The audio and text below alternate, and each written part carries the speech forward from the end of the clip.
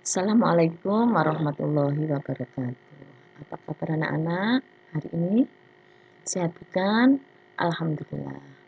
Pada hari ini kita akan bertemu lagi dengan pelajaran IPA dengan Bu Narmi. Ya. Sebelum pelajaran dimulai, marilah kita berdoa terlebih dahulu supaya apa yang kita kerjakan hari ini berkah dan bermanfaat. Berdoa mulai. Doa selesai. Jadi anak-anak, pada hari ini kita akan melanjutkan pelajaran tentang gaya dan hukum Newton. Yang kita pelajari pada hari ini yaitu tentang pengertian gaya, mengukur gaya, jenis-jenis gaya, melukiskan gaya, menentukan resultan gaya, dan hukum Newton 1, hukum Newton 2, dan hukum Newton 3. Dari pembelajaran hari ini, yang diharapkan kalian nanti bisa mendeskripsikan tentang konsep gaya, mengetahui macam-macam gaya, dapat menentukan resultan gaya, dapat menganalisis hubungan antara percepatan, massa, dan gaya, serta bisa menganalisis hukum Newton 1, 2, dan 3. Yang pertama yaitu tentang pengertian gaya. Apa sih gaya itu anak-anak? Gaya adalah merupakan dorongan atau tarikan yang menyebabkan bentuk, arah, gerak, dan kecepatan benda. Gaya disimbolkan dengan huruf F besar atau force. Ya. Di sini Ibu menggunakan contoh seorang yang mendorong gerobak atau seorang yang menarik gerobak. Berarti orang tersebut itu berhubungan dengan gaya. Jenis-jenis gaya itu apa saja? Berdasarkan kontak antara benda yang mengerjakan dan yang dikenai gaya dibedakan menjadi dua, yaitu gaya sentuh dan gaya tak sentuh. Gaya sentuh yaitu gaya yang bekerja mengenai permukaan benda. Contoh, gaya otot. Di sini Ibu memberi contoh gaya otot yaitu orang yang sedang mendorong meja. Yang kedua yaitu gaya gesek. Misalnya gesekan antara sepatu dengan permukaan lantai ketika kamu berjalan. Terus C adalah gaya pegas. Jadi misalnya anak panah yang terlepas dari busurnya atau katapel itu terdapat gaya pegas. Gaya sentuh, yaitu gaya yang kerjanya tidak bersentuhan dengan benda. Di sini contoh gaya tak sentuh yaitu gaya tarik magnet. Misalnya paku besi dapat ditarik oleh magnet. Terus gaya gravitasi. Misalnya buah yang jatuh dari pohonnya. Di sini bekerja gaya gravitasi bumi atau gaya tarik bumi. Kemudian gaya listrik. Misalnya penggaris plastik yang digosokkan pada rambut dapat menarik potongan-potongan kertas. Di sini karena terdapat gaya listrik. Gaya gesek itu ada yang merugikan dan ada yang menguntungkan. Untuk mengurangi gaya gesek yang merugikan, apa yang harus kita lakukan? Misalnya gir roda dan rantai pada sepeda motor yang sering bergesekan, itu lama-kelamaan dapat aus dan rusak. Apa usaha yang harus kita lakukan? Jadi untuk mengurangi gesekan ini, usaha yang harus kita lakukan yaitu dengan cara memberikan oli sebagai pelumas. Kemudian contoh yang lain, kereta api cepat berjalan di atas rel magnetik. Rel model ini dibuat dengan tujuan untuk menghilangkan gaya gesek antara kereta dengan rel. Gaya gesek yang menguntungkan itu contohnya alas kaki sepatu dan sandal yang dibuat dari bahan karet dan sejenisnya dan bentuknya dibuat sedemikian rupa sehingga jika dipakai akan menahan pemakainya supaya tidak terpeleset. Ban mobil, ban sepeda motor dibuat dari karet dan bentuknya didesain sedemikian sehingga akan memperbesar gaya gesek antara ban dengan jalan raya yang juga didesain kasar. Nah, di sini Ibu ada beberapa yang harus kalian kerjakan. Nanti Ibu kirim lewat Google Classroom. Nah, bagaimanakah cara mengukur gaya? Ketika kamu memberikan tarikan atau dorongan pada sebuah benda, tentu kamu tidak tahu seberapa besar tarikan atau dorongan yang kamu berikan. Bagaimanakah untuk mengetahuinya? Yaitu dengan menggunakan suatu alat ukur yang dinamakan neraca pegas atau dinamometer. Nah, di sini ini adalah ada gambar dinamometer atau neraca pegas, dan di sebelahnya ini adalah cara menggunakannya. Satuan gaya di sini dipakai Newton yang dilambangkan dengan N besar, di mana 1 Newton ini berarti besar gaya yang diberikan kepada benda bermassa 1 kg sehingga benda bergerak dengan kecepatan 1 meter per sekon. Cara melukis gaya. Gaya itu termasuk besaran vektor karena gaya memiliki besar dan arah. Jadi gaya di sini bisa dilukiskan dengan menggunakan anak panah. Panjang anak panah menyatakan nilai besar atau gaya, sedangkan arah anak panah menyatakan arah gaya. Misalnya, sebuah meja didorong dengan gaya 5 Newton ke arah kanan, maka gambar diagram vektornya adalah seperti ini. Jadi di sini panjang OF ini sepanjang 5 cm. Di sini 1 cm-nya mewakili 1 Newton. Sedangkan arah OF ini menyatakan arah gaya. Resultan gaya. Resultan gaya itu adalah 2 atau lebih gaya yang bekerja pada suatu garis kerja yang disimbolkan dengan R besar. Gaya yang segaris dan searah itu untuk menentukan resultan gayanya itu dijumlahkan. Jadi misalnya dalam gambar ini, gaya yang bekerja pada benda itu ada 2 gaya yaitu F1 dan F2. Sehingga untuk menentukan resultan gaya F1 plus F2.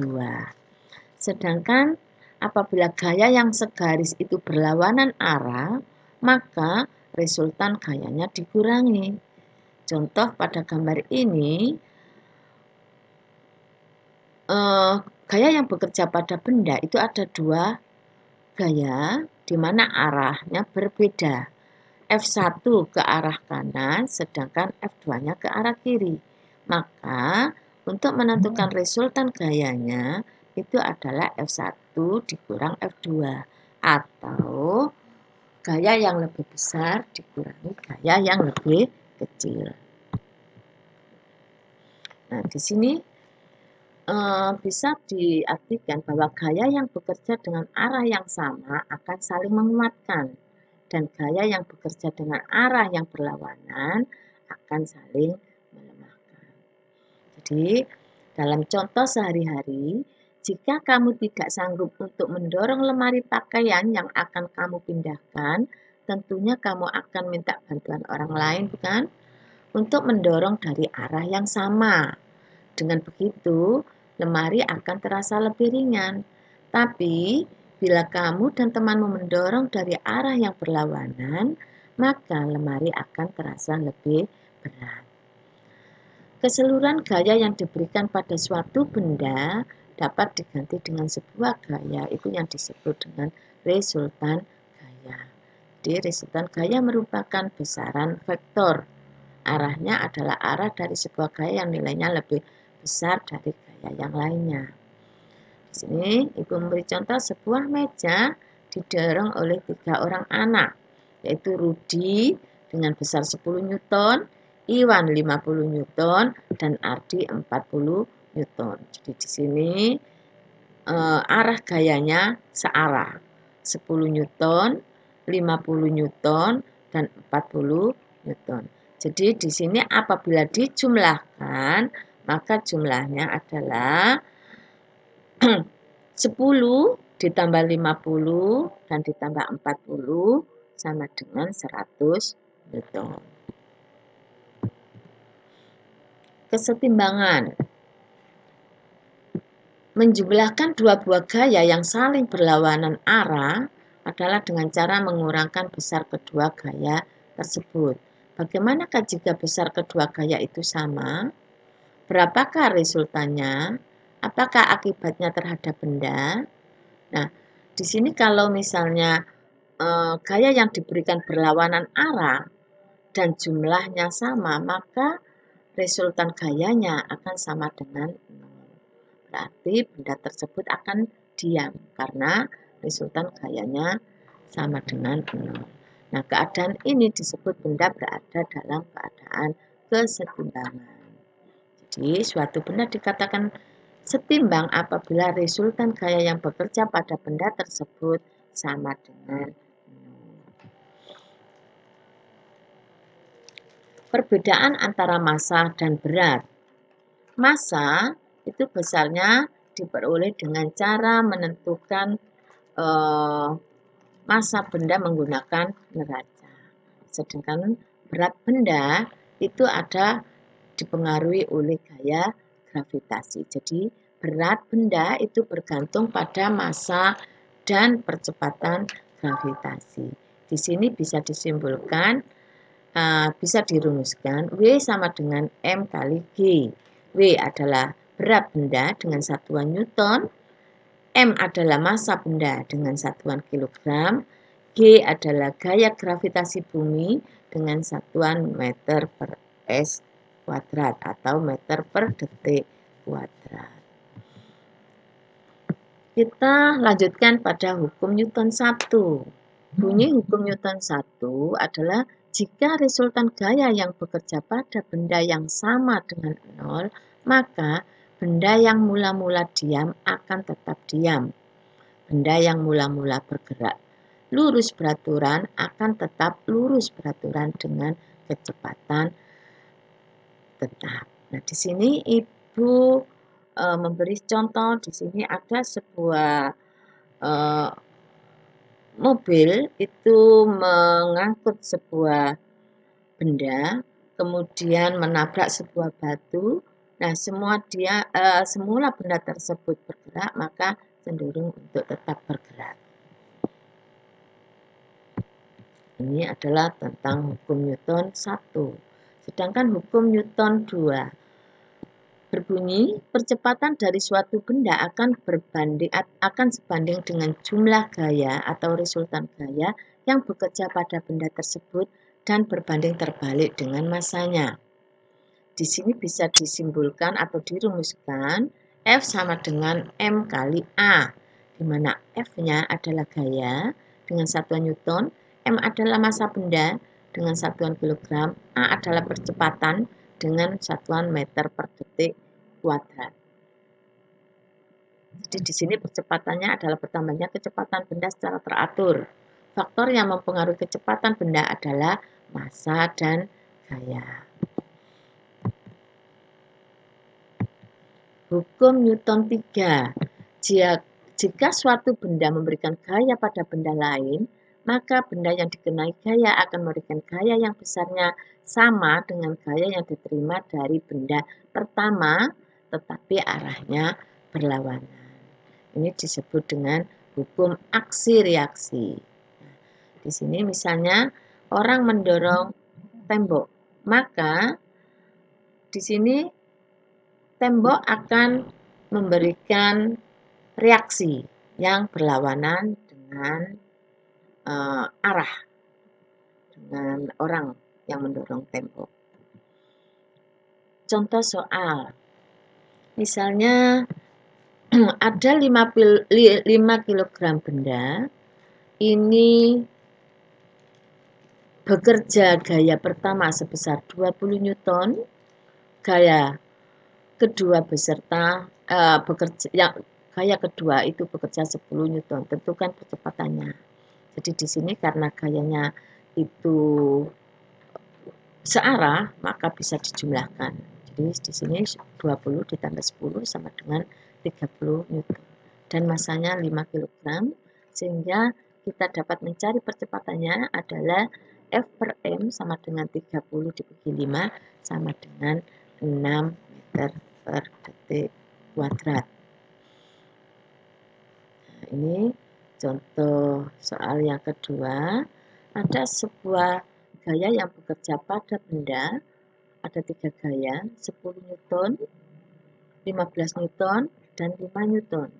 Tapi yang 10 Newton dan 15 Newton ini arahnya sama dan 5 Newton arahnya berlawanan.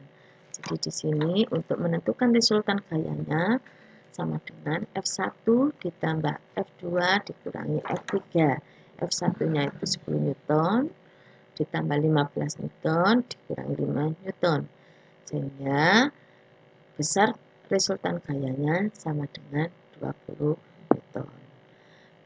Demikian anak-anak pelajaran hari ini, semoga bermanfaat dan sampai jumpa lagi pada pembelajaran berikutnya. Assalamualaikum warahmatullahi wabarakatuh. Salah-salah itu lagi. Ya,